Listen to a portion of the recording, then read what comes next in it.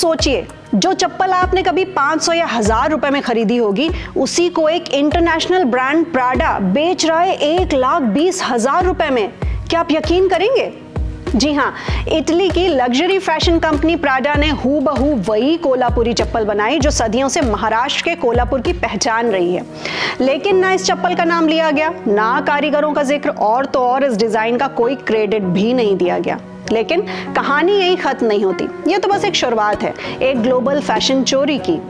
तो क्या आप जानते हैं कि जिस कोल्हापुरी चप्पल को आज प्राडा लाखों में बेच रहा है, इसका इतिहास करीब 800 साल से भी ज्यादा पुराना है।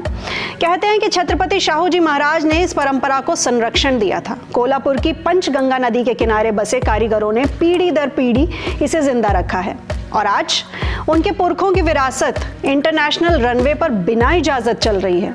और सबसे दिलचस्प बात तब हुई जब मिलान फैशन वीक में लोगों ने प्राडा की चप्पल देखी और पहचान लिया कि अरे ये तो हमारी कोल्हापुरी है। बस फिर क्या था, सोशल मीडिया पर तूफान आ गया।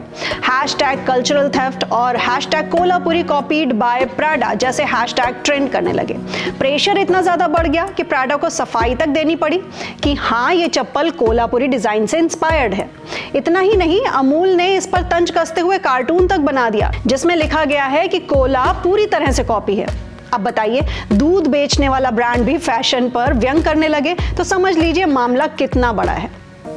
अब ये पूरा मामला कोर्ट तक पहुंच गया है। बॉम्बे हाई कोर्ट में जनहित याचिका तक डाली गई है जिसमें मांग की गई है कि प्राडा को कोल्हापुर के कारीगरों को मुआवजा देना चाहिए।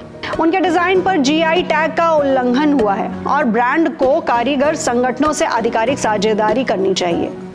अब जरा आपको ले चले इतिहास की गलियों में।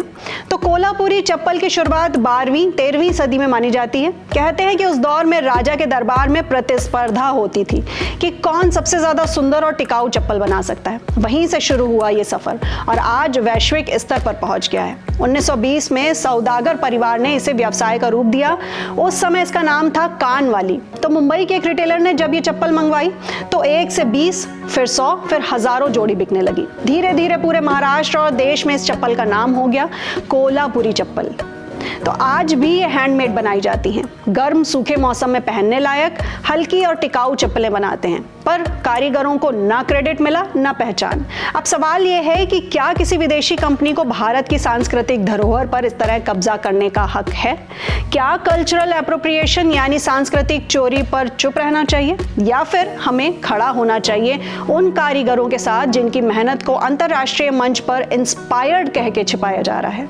अगर आप भी कोल्हापुर के उन हुनरमंद कारीगरों के साथ हैं, अगर आप भी चाहते हैं कि हमारी विरासत को उसका हक मिले, तो इस वीडियो को शेयर करें, आवाज बने और पूछें, क्या सिर्फ अमीर ब्रांड्स को ही फैशन की इजाजत है, या वो कारीगर भी फैशन क्रिएटर हैं जिनकी उंगलियों में इतिहास बसता है? और साथ ही साथ ऐसे ही इंफॉर्मेटिव एक्सप्लेनर्स के लिए फॉलो करें आईनेक्स लाइव को।